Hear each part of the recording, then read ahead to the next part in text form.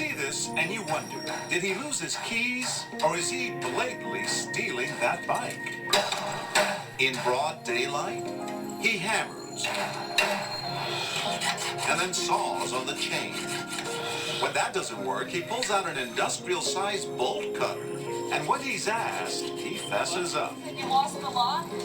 No, not exactly. But he's not a real thief. Justin Kelly is an actor, and our hidden cameras are rolling. What happened? Nothing. I can't get through the lock. I mean, I know it's weird, but you wouldn't happen to know whose bike this is. Yeah. All right, good. Thank you. While the scene troubles Tim Lucas enough to turn around for a second look, he's in a family outing. His wife looks alarmed too, but they both move on. Colleen, my wife, she's like, he's totally stealing that bike. She was like, call the cops. It turns out Lucas is a pastor, but our thief's confession is safe with him. It was odd that somebody had all that equipment. But you didn't do anything. No. That's true. That's the bottom line. Lots of people stop and stare. A few even question the actor. I guess I have to ask, is that your bike? I guess technically no. Okay. Okay. Bye. Good luck. Bye. When no one tries to stop our thief, he ratchets it up a notch with an electric saw, even putting on a pair of goggles. That finally catches the attention of Arlene Menard and her husband, George. You're not stealing, right? No, why? It's not your bike, is it? I just want to know if it's your bike. No, it's not my bike, but it's not yours. What do you care? It may be next time. Well, If it's not yours, I'll just let somebody know. As Arlene sets off to find help, we decide to clue the couple in on our experiment. I think most people don't want to get involved in a situation like this, and so they just pass it by. George is right. In over an hour, about 100 people pass by. Only George and Arlene try to stop him.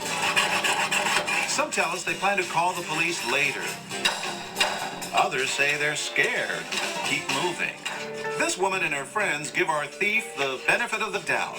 When we ask why, Bisa Washington tells us first impressions matter. I remember thinking young white men don't usually carry burglar tools. So we all make assumptions, huh? Yeah. I'm thinking maybe he works for the park, and our thoughts were if he'd been black or a person of color, the police would have been called in immediately.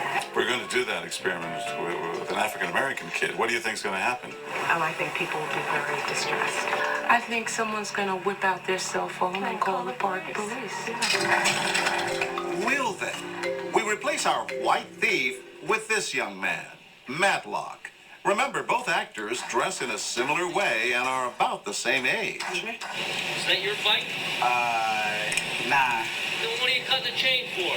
Right away, somebody yelled. Wow. Within seconds, another person confronts our thief. Is that your bike?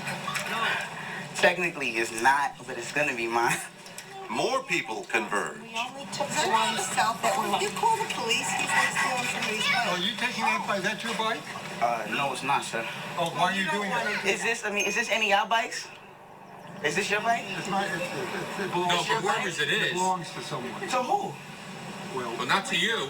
And sure enough, one man whips out a cell phone to call 911. Yeah, there's someone taking a bike here. Our actor triggers more reaction.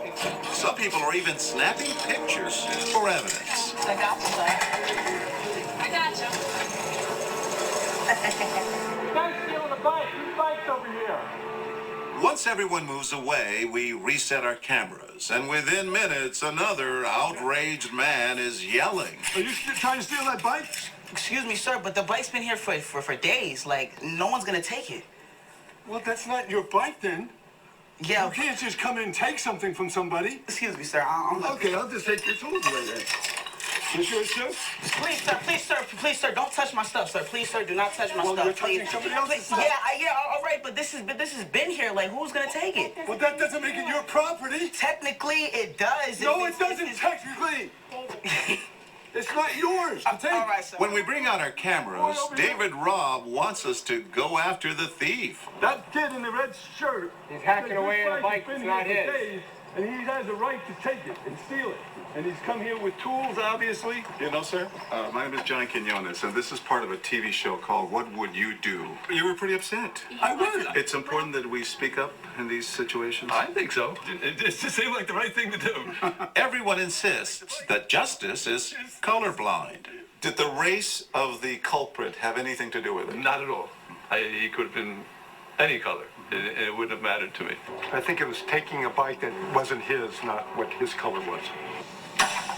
Maybe, but take another look at how people passed right by the white actor, The police department, but not the black actor. Madlock sits nearby, stunned by what just happened. These racial stereotypes are infused in all of us. I mean, it's part of our culture. So whether you're black or white, you associate crime with blacks and you associate whites with being good.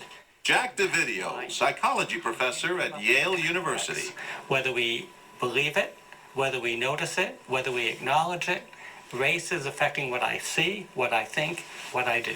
DeVideo says we all seize openings to reassure ourselves that we're not biased. Lost your key? Yeah, I actually had to lose my key. So when given an opening like this lost key explanation, people may respond kindly. Challenging the actor might come off as racist. So I get the back, you get the front.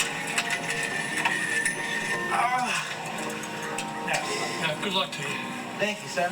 But when we come back, you won't believe what happens when our thief is not a guy, but a woman. This woman. Remember our other bike thieves? The white actor barely causes a second glance. Our black actor draws angry crowds. And with Ashley, well, take a look. Need a hand with that? Need a hand? You don't know whose this is, do you? Whose bike it is? Yeah.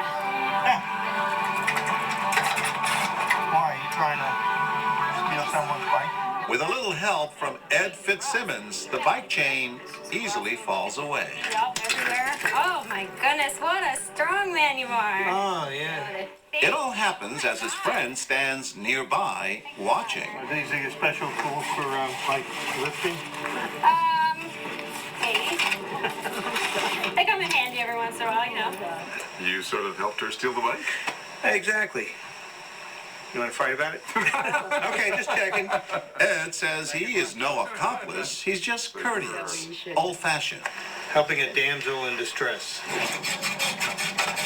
And he isn't the only man who stops in his tracks. What's this guy thinking? You know, you pull up, you don't know if she lost her key, if she's trying to actually take the bike, but then again, she's a girl. And would you ever see a girl doing that? Steal? You never know. Most of the times, it's a guy gonna do something like that. Appearance matters deeply. And when the thief looks like this, men behave irrationally, according to Yale professor Jack DeVideo. Attractiveness means somebody is good and healthy and desirable. She doesn't look very threatening. She doesn't look any threatening, but she also doesn't look like she's bad. Beautiful is good.